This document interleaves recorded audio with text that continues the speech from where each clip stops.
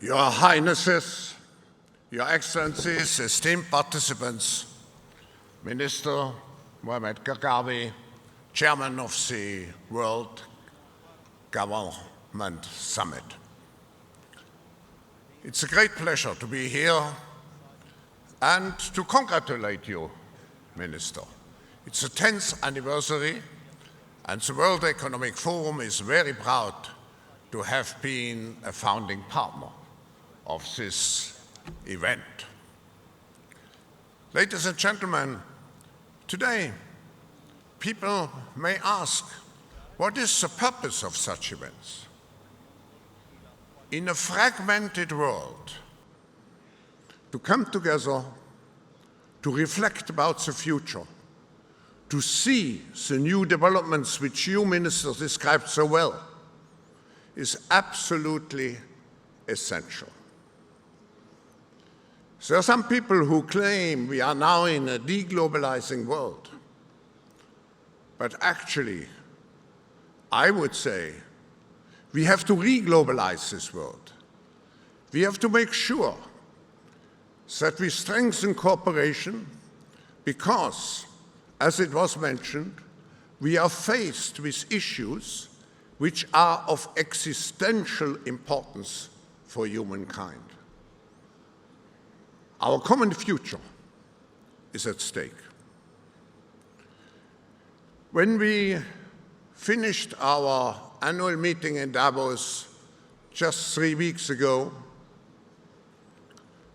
there was a lot of discussion about what some people call the capability of humankind to cope with so many challenges at the same time. There was the word of multi-crisis. But actually, we are not in a world of multi-crisis. We are in a world where simultaneously we are caught in deep, systematic transformation processes. There's a difference between a crisis and a transformation. If you manage a crisis, you want to come back to the original point as fast as possible. You want to correct the situation. But in a transformational situation, you have to manage change, to come out at the end of the transformation in a better situation compared to the beginning. The world at the moment,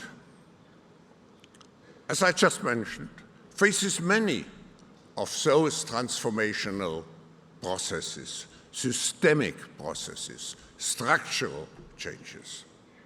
I just want to mention 3. The first, of course, is the economic transformation, with 2 main catalytic factors and forces: the energy transformation. Just imagine, in 2050, the world will have the double of its present GDP, even if we grow with only 3% per year. It will have 10 billion of inhabitants, but it still needs energy. And we have at the same time to reach the objectives of the Paris Agreement, to decarbonize, to reach 0 carbon emissions, or net zero, as it is called. But it's not just this transformation, this energy transformation, which will cost, the estimates are 3 trillion a year. It's not only the only factor being pushing this economic transformation. I think we should not underestimate the big reshaping of global supply chains, which is just happening now. Now, the political transformation.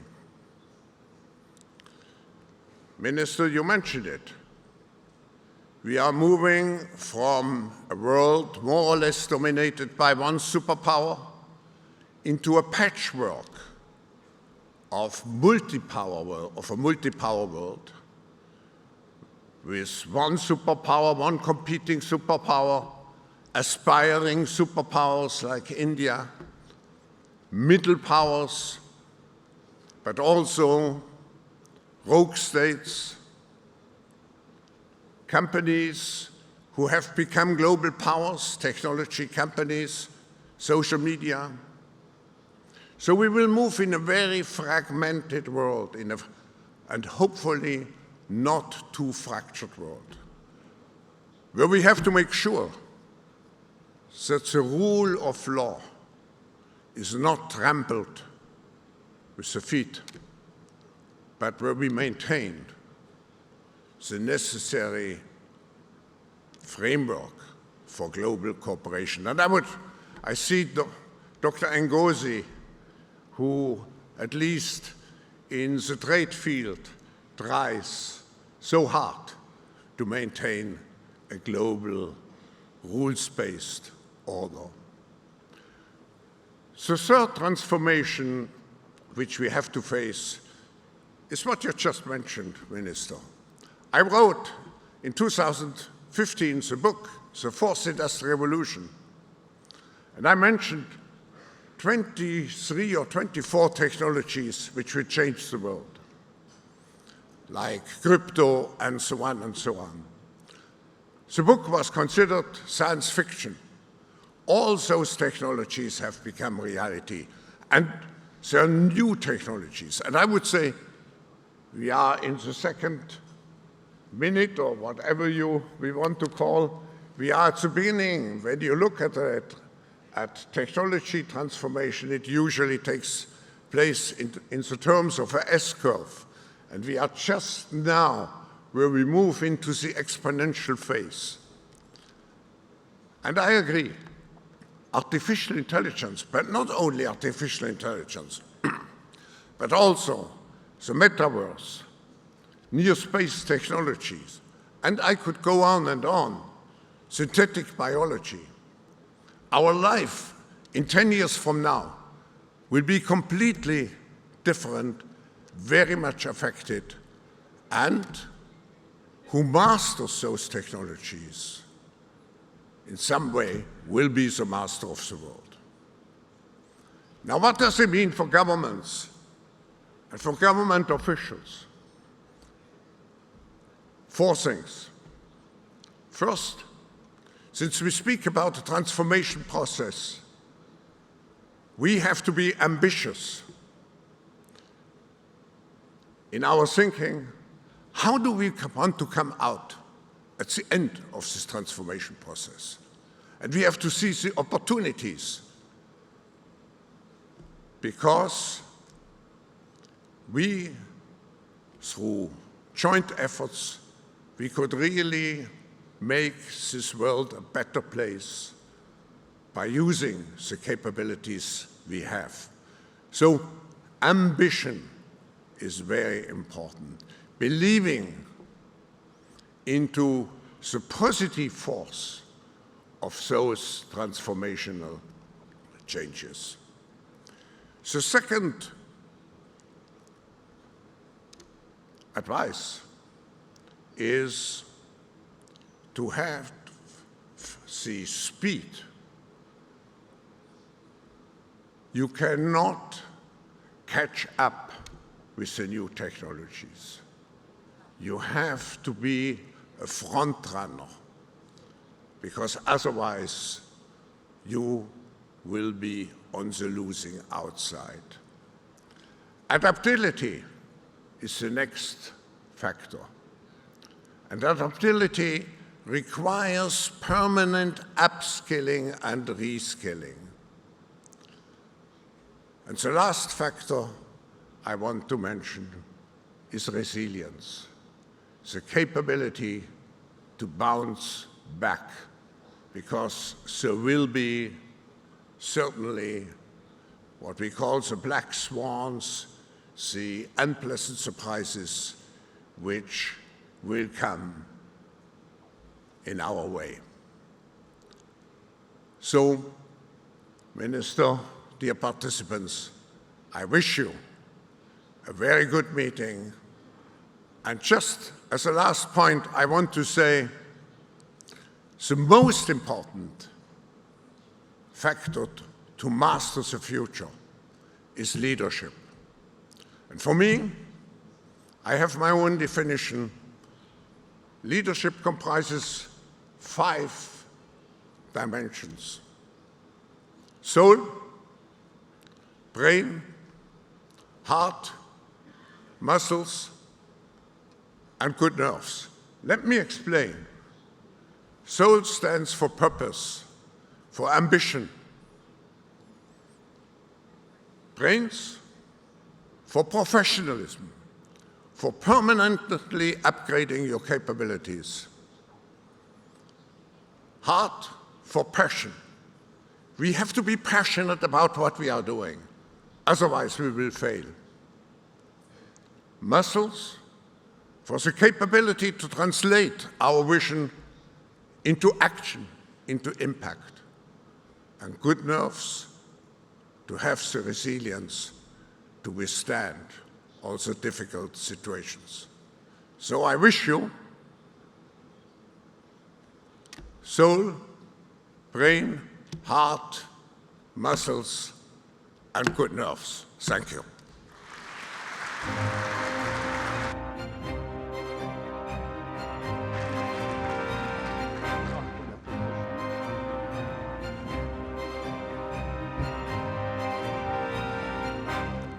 Professor, a couple of weeks ago in Davos, you met almost all global leaders, government, private sector. What's your takeaway from the meeting this year? I have seen participants enormously engaged in all the different task forces which we have organized, catalyzed, which we curate. And I think if we look at the future, what is absolutely essential is this cooperation of the different stakeholders of global society. Governments bring the directive power. Business brings the innovative power. Civil society brings the concern power. Academia brings the power of truth. And maybe I should add media, which brings the critical dimension in this dialogue. And we need all those stakeholders to shape together the future. Thank you. You invented and you wrote, the fourth industrial revolution. What is next? What is next after the fourth industrial revolution? Where your mind take you? I think the fourth revolution, industrial revolution, will be in our mind for quite some years to come.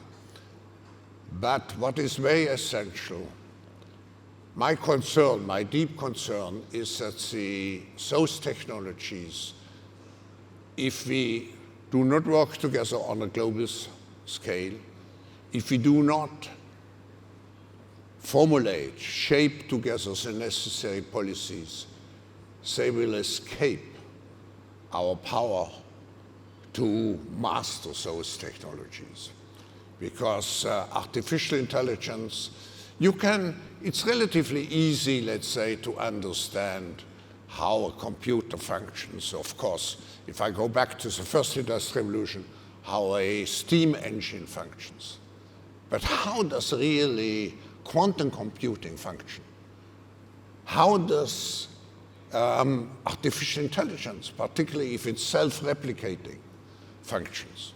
So one of my concerns is how to shape the necessary policies to make sure that those technologies serve humankind. But the second concern which I have, and where governments have an important role, the change goes so fast in our world, and will go even faster. How can we make sure that the individual, each citizen, doesn't feel overwhelmed by change? Because he cannot understand really what's going on. And if we do not understand, we become fearful and we react negatively. And we see the first consequences already in many countries with polarization of the public opinion. It has to do with some feeling that we lose control over our own fate. And here I think governments have an important role to explain and to have the ambition and the vision to show that those technologies can serve for the good and are not per se evil.